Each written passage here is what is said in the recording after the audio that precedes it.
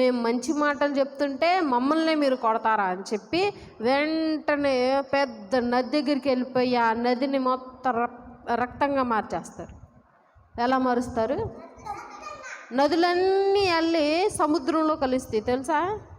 మనం తాగే మంచినీళ్ళు, మనం ఇంట్లో వాడుకునే నీళ్లు కూడా ఉంటాయి కదా, అంట్లు కడిగే నీళ్ళు, అవన్నీ మురికి నీళ్ళు కూడా సముద్రంలోనే కలుస్తాయి.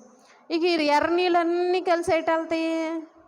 సముద్రంలోకి వెళ్ళిపోతాయి. సముద్రంలోకి ఎర్ర నీళ్ళు వెళ్ళిపోతే ఏమైతాయి? చేపలు చచ్చిపోతాయి. చేపలు చచ్చిపోతే మనకు ఆహారం ఉండదు, నీళ్ళు ఉండవు. నీళ్ళు తాగకపోతే ఉండగలమా?